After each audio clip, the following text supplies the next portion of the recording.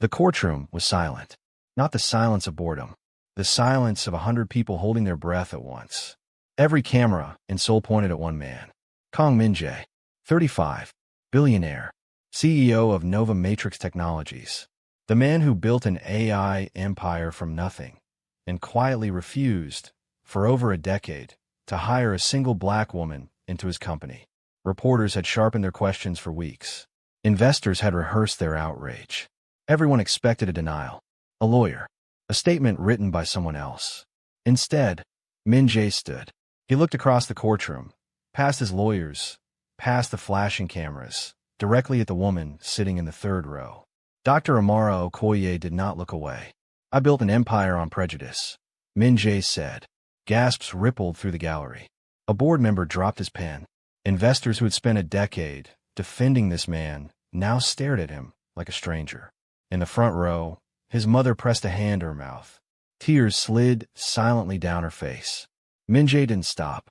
"The woman I tried hardest to reject," he said, voice steady, "became the only reason my company deserves to exist today." Silence. Absolute silence. 6 months earlier. Do you think a man like that can actually change? Or is this just damage control? Let us know in the comments before we go back to where it all started. Nova Matrix Technologies occupied 40 floors of glass in downtown Seoul, and Kang Min-jae occupied the coldest room in it. He didn't raise his voice. He didn't need to. When he walked into a meeting, conversations stopped mid-sentence. When he reviewed a report, executives held their breath until he set it down. He was a perfectionist wrapped in silence, a man who had turned isolation into a competitive advantage. He was also, quietly, a bigot, not the kind who shouted slurs or made public statements. The kind who never had to. Applications from black women vanished from the shortlist before they reached his desk. Promotions stalled without explanation. No memo was ever written. No one needed one. It wasn't hatred born from experience. It was inheritance. His grandfather had built the family's first company on the belief that Korean bloodlines needed to stay pure to stay strong. His father had reinforced it at every dinner table, every business deal, every warning about keeping the family name clean. Min-jae had absorbed it the way children absorb the shape of a house they grow up in, without ever questioning whether the walls were built straight. The only person who dared challenge him was his younger sister. "You work until midnight and eat alone," So-yeon told him one evening, arms crossed. "You're 35, Appa, not 80. The company needs me." "The company," she said, "is going to bury you before you turn 40.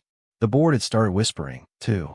An unmarried, isolated CEO was a liability. Rumors of replacing him circulated in low voices behind closed doors, and one voice was louder than the rest. Chairman Choi Dong-hyun had been watching Min-jae for years, waiting for the crack that would let him in. So-yeon decided to fix 2 problems with one dinner. She told her brother it was a business meeting. She told the other woman the same thing. Neither of them knew they'd been set up. Neither of them knew what was coming. And neither did Choi, who would soon make it his business to know everything. Dr. Amara Okoye arrived at the restaurant 7 minutes early and did not check her phone once. Nigerian-American, raised partly in Lagos before her family moved to the United States, she had built a career most people twice her age hadn't managed. A doctorate in neuroscience, a specialization in AI ethics, and a research post at the Han Institute of Cognitive Science that made her one of the most respected and most quietly feared minds in Seoul's tech circles. Min-jae arrived 18 minutes late on purpose, a small test he ran on everyone. Amara didn't look up from her book. She finished her paragraph, marked her page, and only then met his eyes. "You're late," she said, without accusation. "I assumed that was intentional. Would you have called him out, or let it slide?" "Comment below," he said, nothing that didn't unsettle her. The waiter approached. Min-jae ordered for both of them without asking. "Actually," Amara said pleasantly, "I'll have the grilled sea bream instead. And water, please. No wine." He wasn't insulted. He was, for the first time in longer than he could remember, curious. When he mentioned Nova Matrix's newest facial recognition system, expecting the usual admiration, she set down her fork instead. "Your recognition accuracy drops almost 20% on darker skin tones and low light," she said. "I've seen the benchmarks. Has anyone told you that? Or have they just been hoping you wouldn't ask?" He had no answer. Across the restaurant, at a table he hadn't noticed, Chairman Choi Dong-hyun watched the two of them over the rim of his glass, saying nothing, filing the moment away like a man building a case, file one dinner at a time. 3 days later, Choi appeared in Min-jae's office unannounced, a rare gesture from a man who usually summoned people to him. "I hear you've been dining with a foreign researcher," Choi said, settling into a chair he hadn't been offered. "It was a business dinner, was it?" Choi smiled thinly. "A CEO can survive a market crash. Min-jae, markets recover. Reputations don't. That he cannot survive public embarrassment." It wasn't advice. It was a warning wrapped in courtesy. And Min-jae, still certain of his own control, dismissed it without a second thought. He would remember those words later.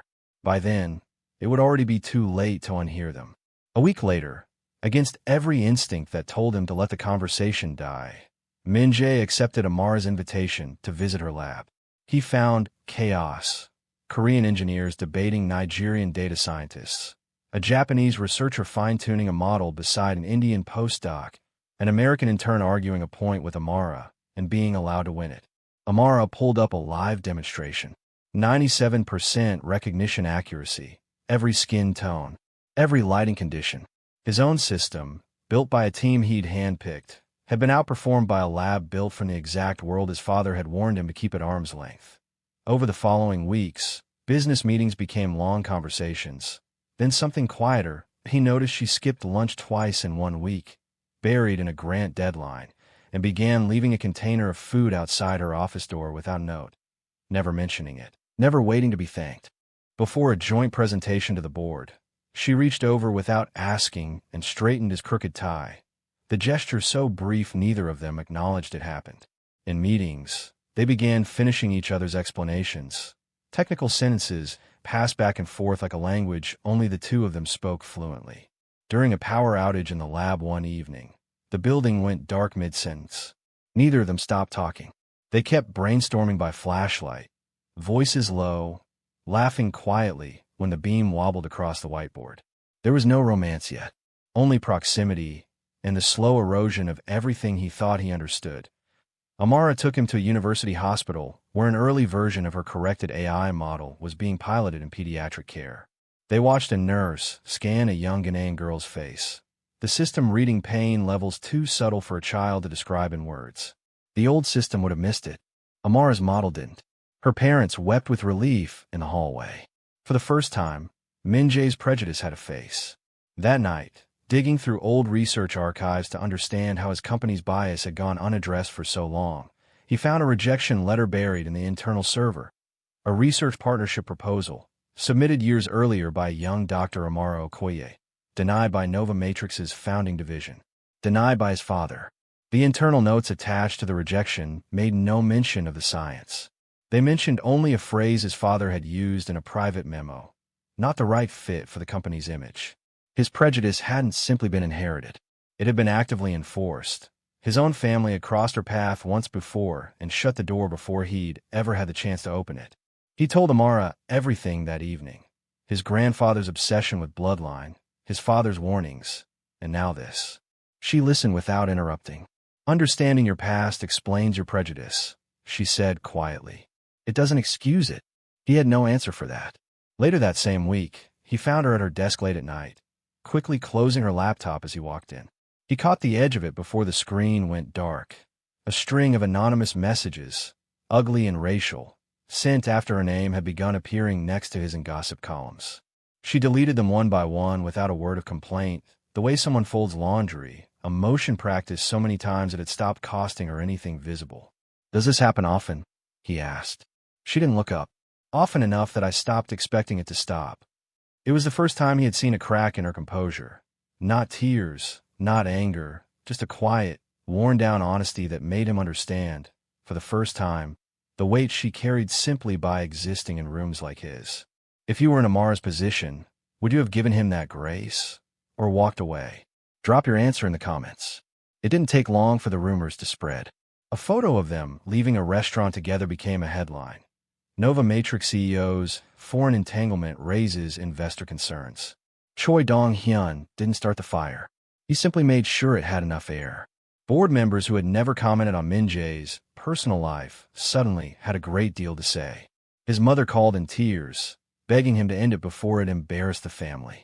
Then his grandfather, summoning him to the family estate, delivered the words Min-jae had feared his entire life. "Your father spent 40 years protecting this family name," the old man said, voice like stone. "You're destroying it for a woman who doesn't even belong here." Min-jae said nothing. For the first time, his silence wasn't a weapon.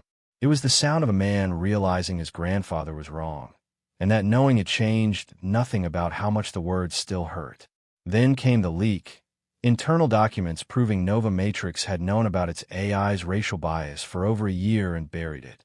The stock crashed 9% in a single morning. Investors called for an emergency session. The board's demand was simple: abandon Amara, abandon the ethical reforms, and the company might survive. Keep both, and lose everything. Min-jae called a press conference instead. "Our facial recognition technology has a bias problem," he told the cameras, voice flat and unflinching. "We knew. I knew. That failure exists because of a prejudice I inherited and actively upheld for over a decade. I am responsible. Not the engineers. Not the board. Me." Which brings the story back to the courtroom, back to a man who had every legal and financial reason to deny everything, and chose the opposite instead. Min-jae released every internal document Nova Matrix had, including his father's decade-old rejection of Amara's research. Nothing held back. Competitors laughed at first. Then, quietly, other AI companies began admitting they had the same buried problem. What began as his public humiliation sparked an industry-wide reckoning. Shareholders rejected Choi's hostile takeover outright. Choi Dong-hyun was removed from the board within the month. The man who once warned that embarrassment couldn't be survived, undone by the very embarrassment he'd tried to engineer. 2 years later, a small wedding took place on a quiet rooftop overlooking Seoul. No press, no spectacle. His mother, who had once begged him to end it, stood in the front row and did not cry from disapproval this time. 5 years later, Nova Matrix stood as the global leader in ethical AI. Its corrected technology, helping hospitals across Africa and Asia identify pain and need in patients once invisible to the systems meant to protect them. At a technology conference in Seoul, a small girl with dark curls and her father's stubborn chin ran across the stage mid-speech. Min-jae lifted her onto his hip without missing a beat. She looked out at the applauding crowd, confused, and tugged his sleeve. "Daddy," she whispered, "why does everyone clap when you talk about faces?" He smiled, holding her a little closer. "Because I almost forgot," he said, "that every face matters." If this story moved you, hit like, subscribe for more cinematic stories like this one, and tell us in the comments, what part of Min-jae's journey hit you hardest?